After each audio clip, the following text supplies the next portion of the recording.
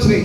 నిజంగా ఇప్పుడు అంబేద్కర్ లేకపోతే వాస్తవంగా మనము ఈ ప్రపంచంలో కావచ్చు, ఈ రాష్ట్రంలో కావచ్చు, ఈ దేశంలో కావచ్చు, మనం అసలు బ్రతకనీకనే అవకాశం లేనటువంటి సందర్భం.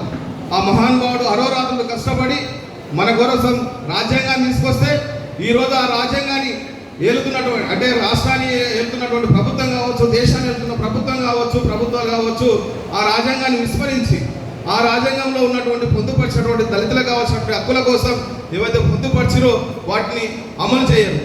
నిజంగా ఈరోజు మనకేం కావాలి? విద్య కావాలి, వైద్యం కావాలి. వైద్యం ఎక్కడైనా ఇస్తురా? విద్యను ఏమైనా పెరిగిస్తురా? విద్యని ఈరోజు పొరలేనటువంటి పరిస్థితి, మన పిల్లలు మనం చదివించుకోలేనటువంటి పరిస్థితి. నిజంగా విద్య వైద్యం ఇస్తే చాలు మనం.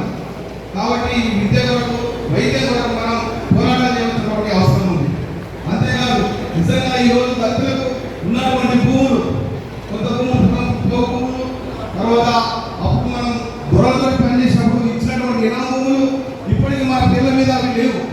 ఆ భూమి కోసం మనం పోరాటాలు చేయాల్సినటువంటి అవసరం ఉంది గ్రామాన. అదేవిధంగా హైదరాబాద్ మహానగరానికి దళితులు ఎవరైతే వలస వచ్చిరో ఆ దళితుల కోసం, జాగ కోసం మనం పోరాటాలు చేయాల్సినటువంటి అవసరం ఉంది రాబోయే కాలంలో.